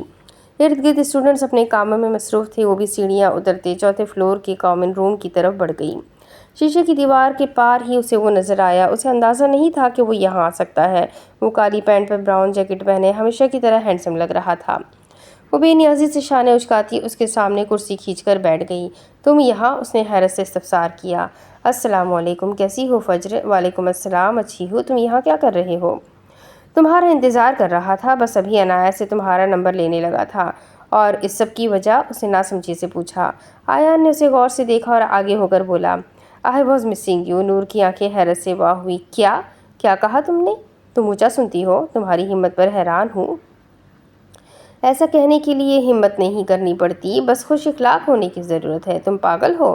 وہ تقریباً چیخ ہی پڑی۔ سچ شکر وہاں کوئی کورین بیٹھا کسی کتاب کو مطالعہ نہیں کر رہا تھا، ورنہ وہ گردن موڑ کر نور الفجر کو سنگین گھوری سے ضرور نوازتا، کیونکہ مطالعہ ہمیشہ خاموشی میں کیا جاتا ہے اور کورین تو ویسے بھی خاموش طبیعت لوگ تھے۔ تمہیں میں نارمل کب لگا ہوں؟ کتنی چیپ باتیں کر رہے ہو تم ایان۔ میں تم سے ایسی بات کی توقع ہرگز نہیں رکھتی تھی۔ ایسی توقع مجھے خود سے بھی نہیں تھی۔ خیر، ذلیل ہونے کا دل کر رہا تھا، اسی لیے کہہ دیا۔ تم کیا کیا سوچتے رہتے ہو؟ جھنجھلاتے ہوئے بولی۔ مجھے چھوڑو، تم بتاؤ میرے بارے میں کیا سوچ رہی ہو؟ وہ ہنستے ہوئے پوچھ رہا تھا۔ یہ کہ تم بہت بڑے ایڈیٹ ہو، اور شاید میں بھی یہی سننا چاہ رہا تھا۔ کیا کہے جا رہے ہو تم؟ تمہارا یہاں پہ کیا کام؟ تم واقعی اسی لیے آئے ہو جو تم نے کہا؟ بالکل نہیں، غلط فہمی سے نکل آؤ۔ مجھے ایک مدد چاہیے تھی۔ دراصل میں مریم کے لیے کوئی پاکستانی لڑکی چاہیے۔ مجھے مریم کے لیے کوئی پاکستانی لڑکی چاہیے جو اس کی دوست بن جائے اور اس کے ساتھ رہے، اور فی الحال میں یہاں تمہیں جانتا ہوں۔ فوراً سنجیدہ ہوا۔ وہ ایئرپورٹ والی لڑکی؟ ہاں، دراصل وہ کافی خاموش طبیعت لڑکی ہے اور ممکن ہے کچھ عرصے تک وہ مارک کے ساتھ بھی سیٹل نہ ہو سکے کیونکہ ان کی شادی اچانک ہوئی تھی۔ اوکے، مجھے سمجھ آ گئی۔ تم چاہتے ہو کہ میں مریم کو کچھ عرصہ اپنی کمپنی میں رکھوں تاکہ وہ میری طرح باتونی ہو جائے اور اپنے شوہر سے ٹھیک سے بات کرے؟ وہ ایان کی بات کاٹ کر نہایت پرجوشی سے بولی۔ ایسا تو نہیں کہہ رہا، میں چاہتا ہوں تم اس کے ساتھ تھوڑا سا وقت گزارو اور اسے یہاں کے بارے میں کچھ سمجھاؤ۔ آفٹر آل تم کوریا کی محبت میں یہاں آئی ہو تو یہاں کے بارے میں کافی معلومات ہوگی، نہیں؟ مجھے تو خود سیٹ ہونے میں کافی وقت لگے گا۔ آج میرا topic test for proficiency in Korea test for proficiency in Korea ہے، پھر میں نے نیشنل میڈیکل ٹیسٹنگ بھی پاس کرنی ہے، اور ایسے میں کسی کو کمپنی دینا بہت مشکل ہو جائے گا۔ وہ بلا وجہ اس سے کوئی وعدہ نہیں کر سکتی تھی، اس لیے اپنے کاموں کا بتایا۔ مختصر یہ کہ تمہارے لیے مریم کی دوست بننا مشکل ہے۔ ایان مایوس ہوا۔ اسے لگا تھا نور الفجر کی کمپنی مریم کو جلد ہی اس ملک سے مانوس کروا دے گی۔ نہیں، ایسا نہیں ہے، مریم اچھی لڑکی ہے۔ ایسا نہیں ہو سکتا کہ جب میں SNU جانا شروع کر دوں اس کے بعد مریم کے ساتھ دوستی کروں۔ جس سے آسانی ہو۔ ویسے اس نے بھی فزکس میں PhD کرنی ہے، تم اس کی اسٹڈی میں ہیلپ کر سکتی ہو۔ تو کیا وہ میرے ساتھ یہاں نہیں رہ سکتی؟ وہ شادی شدہ ہے اور مارک کبھی مریم کو ڈوم وغیرہ میں رہنے کی اجازت نہیں دے گا۔ یہ بھی ہے، کیا مارک کورین ہے؟ اس نے ویسے ہی پوچھا۔ ہاں۔ ارے واہ، تم مجھے مریم کا ایڈریس اور فون نمبر دے جاؤ، میں جب بھی فری ہوئی اس کے گھر کا چکر لگا آؤں گی۔ اس نے ایان کی مدد کرنے کا فیصلہ کر ہی لیا۔ شکریہ۔ ایان نے مریم کا اور اپنا نمبر نور الفجر کو لکھوایا اور پھر مریم کا ایڈریس بھی سمجھا دیا۔ وہ کسی کورین ہاؤس میں نہیں رہتی تھی بلکہ ایک ایلیٹ کلاس کی بلڈنگ کے اپارٹمنٹ میں رہتی تھی، اور کوریا میں لوگ عموماً گھر کم بنوانا پسند کرتے تھے۔ کسی اچھی بلڈنگ میں اپارٹمنٹ خرید لینا زیادہ پسند نہیں کیا جاتا تھا۔ ڈوم کے بھی کچھ رولز تھے، جس میں شام 7 بجے کے بعد باہر سے آپ سے ملنے کوئی نہیں آ سکتا اور صبح 10 بجے سے پہلے بھی کوئی نہیں آ سکتا، لیکن ابھی اسٹوڈنٹس کی تعداد کم تھی، اس لیے رولز بھی فی الحال اپلائی نہیں ہوتے تھے، اور اسی وجہ سے ایان صبح کے وقت وہاں موجود تھا۔ بحر الکاہل کے ساحل پر ایک جزیرہ نما علاقہ جنوبی کوریا ہے۔ اس کی سرحدیں ایک طرف جاپان اور دوسری طرف چین سے ملتی ہے۔ یہ کوریا کی آزادی پر ہمیشہ سوال اٹھتا تھا کیونکہ اس پر کبھی چین اور کبھی جاپان حکمرانی کرتا رہا تھا۔ جنوبی کوریا اور شمالی کوریا کو الگ ہوئے 70 سال سے زائد برس کا عرصہ گزر چکا ہے، اور اس وجہ سے دونوں ممالک کے لوگوں کے رہن سہن، طور طریقے اور سوچ میں زمین آسمان کا فرق ہے۔ کورین وار کے بعد ملک کوریا 2 حصوں میں بٹ گیا اور دونوں ممالک کے درمیان 38 پیرالل لائن کھینچ دی گئی۔ شمالی کوریا میں بادشاہت کا نظام قائم کیا گیا اور وہاں کمیونزم کو فوقیت دی گئی، جس کی وجہ سے کئی سال گزرنے کے باوجود بھی وہ ملک کوئی خاطر خواہ ترقی نہیں کر سکا، اور آج بھی وہ باقی دنیا سے الگ تھلگ سا ملک ہے، جس کا فخر صرف اس کی ملٹری فورسز اور نیوکلیئر ہتھیار ہے۔ شمالی کوریا ایک غریب ملک ہے جس میں لوگوں کو اپنے سپریم لیڈر کی قواعد و ضوابط کے مطابق چلنا پڑتا ہے۔ وہاں کے لوگوں کے پاس آزادی نہیں ہے۔ اس ملک میں صرف عیسائیت کا مذہب قانونی ہے۔ باقی تمام مذاہب شمالی کوریا میں بین ہیں۔ اللہ، مسجد یا نماز کا تصور بھی نہیں ہے۔ وہاں لوگ چند مخصوص کتابیں پڑھ سکتے ہیں اور چند مخصوص باتوں پر بول سکتے ہیں۔ باقی دنیا کے ساتھ رابطہ نہ ہونے کے برابر ہے، کیونکہ شمالی کوریا میں سیاحت ممنوع ہے۔ چند مخصوص لوگ چین کے راستے وہاں سیاحت کے لیے جا سکتے ہیں، لیکن وہ جن کو شمالی کوریا والے اجازت دیں۔ شمالی کوریا میں اچھی زندگی صرف وہی گزار سکتا ہے جو یا تو آرمی میں ہو یا وہاں کے ایلیٹ کلاس سے تعلق رکھتا ہو۔ وہاں انٹرنیٹ بند اور فلمیں دیکھنا جرم ہے۔ بہرحال وہاں کے لوگ چھپ کر فلمیں دیکھ لیتے ہیں، اور جو لوگ اس ٹارچر زدہ زندگی سے تنگ آ جاتے ہیں تو ملک سے بھاگنے کا بھی سوچتے ہیں۔ کئی اس میں ناکام بھی ہوتے ہیں اور کئی فرار ہو کر جنوبی کوریا یا چین بھی چلے جاتے ہیں، اور ایسے کاموں میں پیسے لے کر ایجنٹ بھی لوگوں کو ملک سے بھگانے میں اپنا کردار ادا کرتے ہیں۔ شمالی کوریا ماڈرنزم کے خلاف ہے اور دنیا کے خطرناک ترین ممالک میں سے ایک ہے۔ بارڈر کے دوسری طرف جنوبی کوریا ہے، جہاں کے لوگ خوشحال اور آزاد ہیں۔ اس ملک نے چھوٹے عرصے میں کافی ترقی کی ہے۔ جنوبی کوریا میں جمہوری نظام حکومت قائم کیا گیا ہے۔ یہاں کے لیڈر نے اپنی قوم کو شمالی کوریا کے لیڈر کے برعکس پروان چڑھایا تھا۔ یہاں کے لوگوں کو ہر چیز کی آزادی تھی، جو وہ کرنا چاہے، جہاں جانا چاہے۔ پوری دنیا سے سیاحت کے لیے لوگ آ سکتے ہیں۔ یہاں کے لوگ کتابوں سے محبت کرتے ہیں۔ ٹیکنالوجی کو جنوبی کوریا میں بہت پسند کیا جاتا ہے۔ ان کے پاس بہت ایڈوانس ٹیکنالوجی ہے، اور یہی وجہ ہے نت نئے تجربات کر کے یہ لوگ دنیا میں موبائل فون اور گاڑیوں کی بہترین انڈسٹریز لگا رہے ہیں۔ یہاں کے لوگوں کو اپنے ملک کی آرمی پر اس قدر فخر نہیں ہے جس طرح شمالی کوریا کے لوگوں کو ہے۔ گویا کہ یہاں ہر شخص کو 18 سال کے بعد ملٹری ٹریننگ لازمی لینی پڑتی ہے۔ جنوبی کوریا دنیا میں امیر ممالک میں سے ایک ہے۔ یہاں تجارت کو کھلے دل سے ویلکم کیا جاتا ہے۔ یہاں کے میک اپ پروڈکٹس پوری دنیا میں سب سے بہترین مانی جاتی ہے، اور یہی وجہ ہے یہاں سے میک اپ کا سامان بہت مہنگا ملتا ہے۔ کورین میڈیا کے پاپ کے ڈراماز اور کورین ٹیکنالوجی اس ملک کو اکانومی میں اہم کردار ادا کرتے ہیں، جو کہ یہاں پر خوبصورتی بہت معنی رکھتی ہے۔ اس لیے یہاں ہر جگہ سرجری کلینک دیکھنے کو مل جاتے ہیں، اور یورپی ممالک سے لوگوں کی ایک بڑی تعداد یہاں پر صرف پلاسٹک سرجری کروانے آتی ہے، کیونکہ یہاں کی سرجری دنیا میں مشہور ہے۔ یہاں کے لوگ پڑھے لکھے اور امن پسند ہیں۔ یہاں کی روایات، رہن سہن اور طور طریقے بھی بہت سادہ ہیں۔ بہت محنتی، فیاض اور مہربان لوگ ہیں۔ باقی آپ کو وقت کے ساتھ پتہ چلتا رہے گا۔ LED پر کورین نیوز چینل لگا ہوا تھا، جس پر اینکر کچھ کہہ رہی تھی، لیکن آواز بند تھی۔ وہ گود میں رکھے لیپ ٹاپ کو دیکھتے ہوئے نہایت سنجیدہ سی شکل بنائے ہوئے مسئلہ ہی سنگین تھا۔ ایان سکندر کے پاس مسئلے کا حل تھا، لیکن وہ سب کچھ سننا چاہتا تھا۔ ایسی گول میز کانفرنس سیریس موضوعات پر کبھی کبھی ہوتی تھی، جس میں وہ سب اسکائپ کے ذریعے جڑے ہوتے تھے۔ علیزے، مجھے تمہاری بات پر کوئی اعتراض نہیں ہے، لیکن روحان نے سوچ کر بولنا شروع کیا۔ بس تمہاری ڈولی ایان کے ساتھ اٹھنی ہے، جو تمہیں فیصلہ لینے نہیں دے رہی، یہی مسئلہ ہے۔ تبریز نے روحان کی بات بیچ میں ہی کاٹ دی۔ یار، کیا تم لوگ عجیب بد دماغ ہو؟ بیٹھے بٹھائے مسئلہ پیدا کر دیتے ہو۔ میں اس وقت شادی وغیرہ کے بارے میں نہیں سوچ سکتا، بس اتنی سی بات ہے۔ زندگی میں کرنے کے لیے اور بھی کام ہوتے ہیں۔ تم پھر علیزے کو چھوڑ دو، ایسا کرنے سے تمہارا مسئلہ حل ہو سکتا ہے۔ کم از کم وہ اپنی زندگی اپنے طریقے سے جی سکے گی، کیونکہ تم نے اسے درمیان میں لٹکایا ہوا ہے۔ ثانیہ بھی سنجیدہ سی بولی۔ صبا فی الحال خاموشی سے کانوں میں وائرلیس ایئر فون لگائے سب سن رہی تھی۔ وہ آفس میں تھی اور کام کے وقت صرف کام ضروری ہوتا ہے، لیکن دوستوں کی مشترکہ کال بھی ضروری تھی۔ میں نے ایسا نہیں کیا۔ دیکھو روحان، علیزے کی بھی ایک فیملی ہے جسے اس کی پرواہ ہے۔ تمہیں فیصلہ کرنے کا وقت دیا ہے، ٹھنڈے دماغ سے سوچو۔ علیزے تمہیں پہلے بھی تنگ نہیں کرتی تھی، اب بھی تنگ نہیں کرے گی، لیکن اگر یہ چلی گئی تو تم ساری زندگی کنوارے رہنے لگے ہو۔ شرط لگا لو۔ ثانیہ نے سمجھانے کی کوشش کی۔ میں علیزے کے ڈیڈ سے بات کر لیتا ہوں، وہ ضرور مجھے سمجھے گی۔ روحان نے حل پیش کیا۔ ڈیڈ سیریس ہے روحان، میری پھپھو بھی ایسا چاہتی ہے۔ تم شادی نہ کرو، کم از کم نکاح کر لو، اس سے ڈیڈ مطمئن ہو جائیں گے۔ وہ سنجیدہ سی لڑکی بھی آج صرف ہاں میں جواب چاہتی تھی۔ اب تمہاری پھپھو ایسا کیوں چاہتی ہے؟ وہ جھنجھلا گیا۔ کنزا نے چند ماہ پہلے سوسائڈ اٹیمپٹ کیا تھا، وہ ڈری ہوئی ہے کہ کہیں کنزا مجھے کوئی نقصان نہ پہنچا دے۔ کیا کنزا تمہاری جان چھوڑ نہیں سکتی؟ تبے سنجیدگی سے کہہ رہا تھا۔ وہ سائیکوپیتھ عورت ہے یار، کسی پاگل خانے میں بھیج دو، احمر نے بھی بیزار سے انداز میں کہا۔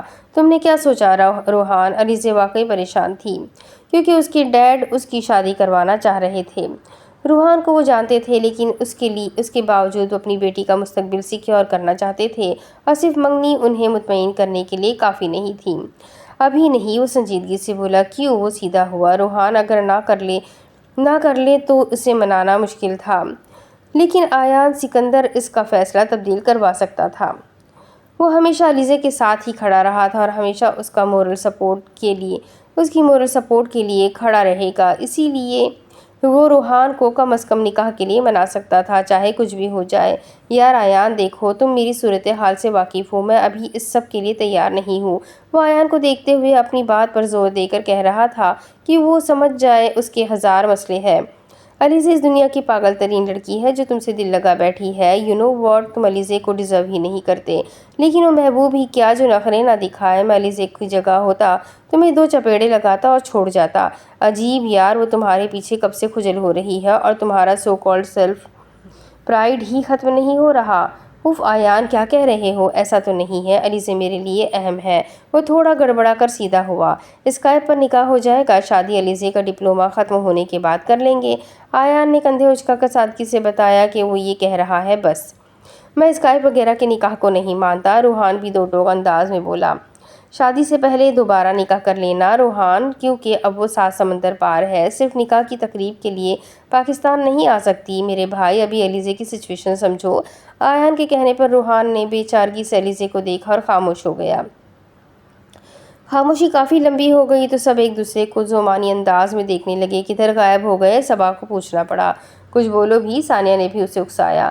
سوری علیزے، اس نے کافی لمبی خاموشی کے بعد کہا اور گہرا سانس لیا۔ سب نے دھڑکتے دل سے روحان سکندر کو دیکھا، کیونکہ انہیں یقین تھا وہ علیزے پر کبھی گیو اپ نہیں کر سکتا۔ اسے علیزے کے علاوہ کوئی نہیں سمجھ سکتا تھا، اور ایسا روحان خود کہتا تھا۔ جو انہوں نے سنا وہ غلط ہے، روحان سکندر ایسا نہیں کر سکتا۔ روحان، علیزے نے خفگی سے اسے دیکھا۔ میں نے ہمیشہ تمہیں ڈی مورلائز کیا، تم صحیح تھی۔ ویل، اب تم وہ کرو جو کرنا چاہتی ہو، میں نکاح کے لیے تیار ہوں۔ وہ ہلکا سا مسکرایا تو سب کے رکے ہوئے سانسوں کو آکسیجن ملی۔ تم نے ڈرا ہی دیا تھا، ثانیہ نے کہا۔ میں ابھی لاہور کے لیے نکلتا ہوں، احمر نے خوشی کا نعرہ لگایا۔ میں کل تک پہنچوں گا۔ تبریز بھی خوش تھا۔ علیزے، ہمارے لیے بھی امریکہ کی فلائٹ بک کرواؤ یار، ثانیہ نے علیزے کو چھیڑا۔ تھینک یو روحان، تمہارے لیے کچھ بھی، اس نے مسکرا کر کہا۔ چلو جناب، سارے رفو چکر ہو جاؤ، ہمارے مولوی صاحب رومانٹک ہونے لگے ہیں۔ کچھ بھی بولتے ہو تم احمر، دیکھ لو جو کرنا ہے پھر مجھے بتا دینا، خدا حافظ، وہ کہہ کر آف لائن ہو گیا۔ گڈ لک میرے شیرو، خدا حافظ، صبا بھی کہہ کر نکل گئی۔ چند باتیں کرنے کے بعد باقی سب بھی چلے گئے، علیزے اور آیان رہ گئے تھے۔ آیان، وہ زبردستی ہاں تو نہیں کہہ رہا؟ علیزے نے کسی خوف کے تحت پوچھا۔ تمہیں چھوڑ کر کہاں جائے گا؟ وہ ریلیکس تھا۔ روحان کا کیریئر اسے بہت عزیز ہے۔ ویل، عزیز تو تم بھی ہو، آیان نے معصومیت سے کہا۔ تم اس سے بات کرو، کوئی مسئلہ ہے تو ہم فکس کر لیتے ہیں۔ بھابھی جی نکاح کی تیاریاں کریں، ہمارے مسئلے فکس ہوتے رہیں گے۔ تھینک یو آیان۔ کس لیے؟ میری سچویشن سمجھنے کے لیے، تمہارے لیے کچھ بھی۔ اوکے، خیال رکھنا، خدا حافظ۔ لیپ ٹاپ بند کر کے اس نے سینٹرل ٹیبل پر رکھا اور اپنا سر دبایا۔ شکر خدایا، وہ آنکھیں بند کر کے بڑبڑایا اور ہاتھ سے ٹٹول کر صوفے پر سے اپنا فون اٹھایا۔ کم جن، میری میڈیسنز کب تک لاؤ گے؟ جب میں مر جاؤں گا، وہ خفگی سے بولا۔ یان رک جاؤ، صرف 5 منٹ، کیا زیادہ طبیعت خراب ہے؟ انیو نہیں، اس نے فون بند کر دیا۔ وہ اب روحان اور علیزے کے بارے میں سوچ رہا تھا۔ اسے وہاں رہتے ہوئے 1 مہینہ ہونے کو آیا تھا۔ اسے 1 سال کورین MBBS مکمل کرنا تھا۔ اس کے بعد وہ PhD کرتی اور اپنا ریسرچ کیریئر شروع کرتی۔ اس وقت وہ اقبال عالم سے بات کر رہی تھی۔ آج اس کا ٹاپک کا رزلٹ آیا تھا اور 60% نور الفجر کے لیے بہت تھا۔ بابا، یہ تو میری سوچ سے بھی مہنگا ملک ہے۔ مجھے لگا تھا یہاں کی کرنسی ہمارے ملک کے مقابلے میں سستی ہے تو سستی چیزیں ملے گی، لیکن ایسا کچھ نہیں ہے۔ 1000 وون کی تو کوئی حیثیت ہی نہیں ہے یہاں۔ وہ نان سٹاپ شروع ہو چکی تھی۔ اور آپ کو پتہ ہے عاشی نہ ہوتی تو حلال فوڈ ڈھونڈنے میں کتنی مشکل پیش آتی۔ ڈوم کے رولز بھی بالکل ویسے ہیں جیسے آپ کی بیگم لگایا کرتی تھی۔ اونچا نہیں بولنا، گانوں کی آواز کمرے سے باہر نہیں آنی چاہیے، پڑھائی پر فوکس کرنا ہے۔ فلاں وقت کے بعد باہر سے ملنے کوئی نہیں آ سکتا۔ کھانا نہیں کھانا تو خود بناؤ، نخرے نہ کرو۔ مجھے لگتا ہے کہیں نہ کہیں میں سلمیٰ بیگم کو ساتھ لے آئی ہوں۔ وہ ہنستے ہوئے سامنے کھلے لیپ ٹاپ میں باپ کا نورانی چہرہ دیکھتے ہوئے بتا رہی تھی۔ جانتی تھی ماں پاس ہی بیٹھی ہے اور وہ باپ بیٹی مل کر انہیں تنگ کرتے۔ آپ کو پتہ ہے میرے ڈوم میں ایلین کی طرح کے لوگ بھی رہتے ہیں۔ جب تک انہیں 5G کا سگنل نہ آئے انہیں سانس نہیں آتا۔ اور تو اور یہاں پر انڈینز بھی ہے اور مجھے بالکل بھی پسند نہیں۔ حالانکہ عاشی کہتی ہے یہ لوگ بہت اچھے ہیں اور مدد بھی کرتے ہیں۔ وہ جو ہم فاسٹ انڈین والی نیوز سنتے ہیں یہ لوگ ویسے نہیں ہیں۔ عاشی نے تو اپنی کلاس کے انڈین لڑکے کو راکھی بھی باندھی ہوئی ہے۔ ہاؤ چیپ، میں تو کسی کو ایسے بھائی نہ بناؤں اور انڈین لڑکوں کو تو بالکل بھی نہیں۔ ہاں، بھائی بناتے ہوئے موت پڑتی ہے۔ اور جو ان کورین لڑکوں کو اپنا خاوند تک بولا کرتی تھی وہ کیا تھا؟ سلمیٰ بیگم خفگی سے بولی تو اقبال عالم نے لیپ ٹاپ درمیان میں رکھ لیا کہ اب وہ دونوں کو دیکھ سکتی تھی۔ سلمیٰ بیگم کے چہرے پر ایسی خفگی تبھی ہوتی تھی جب وہ بولنا شروع کرتی تو چپ نہ ہوتی اور باپ سے ایسے باتیں کرتی تھی جیسے ہم عمر سہیلی ہو۔ دیکھیں والدہ، اس نے ہاتھ ہلا کر کہا، اب میچور ہونے میں وقت لگنا ہے اور وہ تو پری میڈیکل کے ٹائم کی باتیں ہیں جب میں ایسی بہکی باتیں کرتی تھی۔ اب تو ماشاءاللہ سے 5 سال گزر چکے ہیں۔ قسم سے کل رات آپ بہت یاد آئی، وہ مسکرا کر کہہ رہی تھی اور آخر میں بات بدل دی۔ جھوٹے انسان کی پکڑ بڑی سخت ہے۔ یہ مکھن اپنے باپ کو لگایا کر وہ ہنوز خفا تھی۔ اس میں کوئی شک نہیں تھا، وہ نور کو مس کر رہی تھی اور ان سے زیادہ نور انہیں مس کر رہی تھی۔ دیکھیں ماما، مجھے پرایا نہ کیا کریں، دل دکھتا ہے یار۔ وہ اپنے والدین سے رات کا 1-1.5 گھنٹہ ضرور بات کرتی تھی۔ ایسا کرنے سے نور الفجر کی ٹینشن ریلیز ہوتی تھی اور آگے ایسا موقع کم ملنا تھا۔ اسے پتہ تھا، اس لیے جتنا وقت وہ فری ہوتی گھر میں کسی نہ کسی کو کال کر لیا کرتی تھی اور اقبال عالم کو لیٹ نائٹ کال کرتی تھی تاکہ سکون سے بات کر سکے۔ کوریا کا وقت پاکستان کے وقت سے 4 گھنٹے آگے ہے۔ اگر وہ اپنے وقت کے مطابق رات کو 2 بجے بھی اقبال عالم کو فون کرے تو پاکستان میں پچھلی رات کے 10 بجے ہوتے ہیں۔ اچھا بابا، بات سنیں، میں جھوٹ نہیں کہوں گی پر جب سے میں یہاں آئی ہوں ایک نماز بھی نہیں پڑھی، کیونکہ میرے کمرے میں نماز ادا کرنے کی بالکل جگہ نہیں ہے اور ہمارے ڈوم ہاؤس میں جگہ تو ہے لیکن وہاں سب چلتے پھرتے ہیں تو میں کسی کا راستہ نہیں روکنا چاہتی اور پتہ نہیں وہ جگہ پاک بھی ہے یا نہیں۔ آفٹر آل میری 3 ڈوم میٹس نان مسلم ہیں، میں کیا کروں، کدھر جا کر نماز پڑھوں؟ لائبریری میں بھی جگہ نہیں ہے۔ جگہ تو ہے لیکن وہاں سب پڑھ رہے ہوتے ہیں۔ ایک طرف جائے نماز بچھاؤ اور نماز ادا کرو، بس اتنی سی بات ہے۔ اقبال عالم نے آسان سا حل پیش کیا۔ لیکن بابا، سب وہاں ہوتے ہیں، پاکستانی بھی بہت ہے ادھر، کیا کہیں گے؟ آپ سمجھ نہیں رہے نا بابا، میں سب کے سامنے ادھر لائبریری میں نماز کیسے پڑھ سکتی ہوں؟ میں نے 1 ماہ سے کسی کو بھی پبلک پلیس میں نماز پڑھتے نہیں دیکھا، پاکستانیوں کو تو بالکل بھی نہیں، اور 1 ماہ سے میری بیٹی لوگوں کی وجہ سے اللہ کی رحمت سے محروم ہے۔ بابا، وہ خفت مٹانے کو لاڈ سے بولی، دیکھیں کوئی آسان حل بتائے پلیز۔ جائے نماز اٹھاؤ اور ڈوم میں کہیں بھی جگہ ملے جا کر نماز ادا کرو، اور نماز اللہ کے لیے پڑھنی ہوتی ہے، ہمیں سے فرق نہیں پڑنا چاہیے کہ لوگ کیا کہتے ہیں۔ اقبال عالم کچھ خفا سے نظر آئے۔ اوکے بابا، وہ تابعداری سے بولی، اور جگہ تمہیں آسانی سے میسر ہو جائے گی کیونکہ بقول تمہارے کورین لوگوں سے زیادہ صاف ستھرا اس دنیا میں کوئی نہیں ہے۔ مصلی تو پاک ہی ہے، اس کو بچھا لینا اور اپنے بوڑھے ماں باپ کے لیے بھی دعا کرنا۔ سلما نے سمجھانے والے انداز میں کہا۔ پہلی بات تو سچ ہے ماما، مجال ہے جو کہیں کچرا یا ذرا سی بھی گندگی نظر آ جائے۔ دوسری بات پر بھی ضرور عمل کروں گی، اور تیسری بات آپ کو بتانے کی ضرورت نہیں ہے۔ آپ بتائیں، میرے لیے دعا کرتی ہے؟ وہ پھر سے ماں کو چڑھانے لگی۔ نور تم واپس آ جاؤ، وہ اسے دیکھتے رہنے کے بعد نم زدہ آنکھیں لیے بولی۔ ماما پلیز۔ اس نے سر اٹھا کر اوپر کیا تاکہ وہ بالکل ایموشنل نہ ہو، اور پھر ماں کو دیکھا جو اب آنسو بہا رہی تھی۔ مت روئے نا ماما، آپ کے پاس چپ کروانے کے لیے بابا موجود ہے، میرے پاس کوئی نہیں ہے۔ وہ بھی جذباتی ہو گئی۔ چلو بچے آرام کرو، کل بات ہوتی ہے، اور مجھے بتانا فجر کی نماز کہاں ادا کی ہے۔ اوکے بابا، ڈھیر سارا پیار آپ دونوں کو، کہتے ساتھ ہی اس نے لیپ ٹاپ کی اسکرین بند کی اور آنکھیں زور سے میچی۔ نہیں نور الفجر، تم نے رونا نہیں ہے، اس نے رندھی ہوئی آواز میں خود کو مضبوط رہنے کا درس دیا۔ یار آئی ایم مسنگ یو ماما، اور وہ رونے لگی۔ اب مزید صبر نہیں ہونا تھا، 1 ماہ ہو گیا تھا، پورا 1 ماہ وہ غیر ملک میں اکیلی رہ رہی تھی۔ وہ اتنی بہادر تو کبھی نہیں تھی، وہ کب ایسی بنی؟ یہ گھر والوں کی اہمیت تب کیوں پتہ چلتی ہے جب وہ پاس نہیں ہوتے؟ جب وہ پاس ہوتے ہیں تو بس سکون کا احساس کیا اور اپنا کام کیا۔ ایسا کیوں کرتا ہے انسان؟ دیوار سے ٹیک لگائے چہرہ گھٹنوں پر رکھے وہ بے آواز روتی گئی۔ ایسے اسے لگا تھا اپنے خواب پانا بہت آسان ہے۔ کوریا میں کے پاپ کے شہر میں وہ آسانی سے موج مستی میں 3 سال گزار کر واپس چلی جائے گی، لیکن حقیقت کا سامنا کرنے کے بعد اسے یہ سب مشکل لگ رہا تھا۔ وہ روز اپنے والدین کو دیکھتی تو اسے تکلیف ہوتی کہ وہ ان کو تکلیف دے کر اتنی دور آ گئی، لیکن اسے کچھ تو قربان کرنا تھا۔ سو والدین کا پیار ہی صحیح، بہن بھائیوں کا ساتھ ہی صحیح، گھر کی مانوس فضا ہی صحیح، وہ ہار ماننے والوں میں سے کبھی نہیں تھی۔ اس اکیلے پن کا بھی کوئی نہ کوئی علاج وہ نکال ہی لے گی۔ سو کرتے وہ یہی سب سوچ رہی تھی کہ اس کے کمرے کا دروازہ کھلا۔ کمرہ سفید روشنیوں سے منور تھا۔ وہ عاشی کی عقابی نظر اس کے روئے ہوئے چہرے پر پڑی۔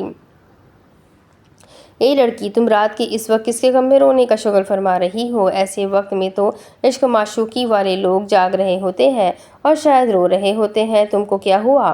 کیونکہ جہاں تک میں نے تمہیں سمجھا ہے ایسی لگتی نہیں ہو، اور اگر مجھ سے چھپا کر کچھ ایسا ویسا کر رہی ہو تو تمہاری خیر نہیں۔ وہ شاید کچھ لینے آئی تھی اور اسے روتا دیکھ کر حیرانی سے مسئلہ دریافت کرنے کی کوشش کر رہی تھی۔ ادھر آؤ عاشی۔ روئی روئی آنکھوں سے اس نے عاشی کو اپنے پاس بیڈ پر آنے کا کہا، اور وہ بھی کسی ماہر بندے کی طرح ایک ہی جست میں اس کے ساتھ جا کر بیٹھ گئی، ایسے کہ لمبی ٹانگیں بیڈ سے نیچے لٹک رہی تھی۔ رو کیوں رہی ہو؟ سامنے دیوار پر روم ٹیمپریچر کے لیے لگے ریموٹ کنٹرول کو دیکھتے ہوئے اس نے پوچھا۔ گھر والے یاد آ رہے ہیں؟ یہاں سب کو یاد آتے ہیں، کیا سب میری طرح اکیلے بیٹھ کر روتے ہیں؟ اس سے زیادہ کچھ کر بھی نہیں سکتے، تم روتی ہو؟ انسان ہوں، مجھے بھی رونا آتا ہے، لیکن اب اس بات پر نہیں کہ میں گھر سے دور ہوں۔ بڑی آزادی ہے بھائی ادھر، وہ مزے سے بولی۔ تم اس وقت آئی، کچھ چاہیے تھا؟ وہ سیدھی ہو کر بیٹھ گئی۔ ہاں، پیناڈول لینے آئی تھی، اگر تمہارے پاس میسر ہو۔ مجھے کچھ بخار والی فیلنگ آ رہی ہے، اور یہاں بیمار ہونا مطلب 50,000 وون لگا کر ٹھیک ہونا۔ میں پیناڈول رکھتی ہوں، پر ابھی پتہ نہیں کہاں ہے۔ پاکستانیوں کو 100 بیماریوں کا واحد علاج پیناڈول، وہ کھلکھلائی۔ اوہ تم بیٹھو، میں نکالتی ہوں، یہیں کسی بیگ میں ہوں گی۔ اس نے اپنا سامان ابھی سیٹ نہیں کیا تھا، سو اسٹڈی ٹیبل کے پیچھے موجود اپنے بیڈ تک گئی۔ شکریہ نور، تم جیسی نرس بھی کسی کو میسر ہوتی ہے؟ وہ ہنسی دبا کر بولی۔ میں ڈاکٹر ہوں مس عاشی، وہ برا منا گئی۔ پاکستان کے ڈاکٹر کو کوئی نہیں پوچھتا میرا بچہ، یہاں سے PhD مکمل کرو تو مانوں۔ عاشی نے ہاتھ ہلا کر کہا۔ وہ بس خاموشی سے پیناڈول ڈھونڈتی رہی۔ اس PhD نے اب بڑا خوار کروانا ہے۔ اب اس کے آگے کی کہانی میں آپ کو اگلی قسط میں سناتی ہوں کہ آگے اس اسٹوری میں اور کیا ہے۔ بہت ہی انٹرسٹنگ ناول ہے۔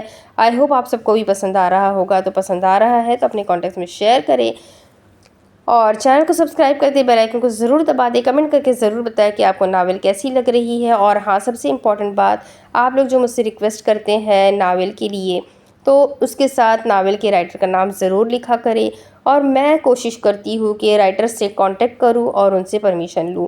جب مجھے پرمیشن ملے گی تو ہی میں آپ کے ریکویسٹڈ ناول کو پڑھ سکوں گی۔ بٹ فی الحال ایسے کچھ رائٹرز ہیں جو الاؤ نہیں کرتے، جن کے اپنے خود کے چینل ہے، جس کی وجوہات میں آپ کو کمنٹ کر کے بتا دیتی ہوں کہ بھئی یہ رائٹر الاؤ نہیں کر رہی ہے یا پرمیشن نہیں دے رہی ہے۔ اور دوسری چیز یہ کہ کچھ رائٹرز کا کوئی کانٹیکٹ، کوئی نام و نشان نہیں ملتا۔ گوگل پر سرچ کر لو یا کہیں سے بھی ڈھونڈ لو، ان کا کوئی سوشل میڈیا اکاؤنٹ بھی نہیں ملتا، جس وجہ سے پرمیشن لینا پاسبل نہیں ہو پاتا۔ تو اس وجہ سے معذرت چاہتی ہوں کہ ایسے کچھ رائٹرز کی جو ہے میں ناول نہیں پڑھ پاتی۔ خیر انشاءاللہ کوشش کرتے رہیں گے، ناول پڑھتے رہیں گے، آپ کو انشاءاللہ میں اچھی اچھی ناول ہمیشہ سناتی رہوں گی۔ تو ملتے ہیں اگلے ویڈیو میں، تب تک کے لیے اپنا خوب سارا خیال رکھیں، مجھے بھی دعاؤں میں یاد رکھیں۔ اللہ حافظ۔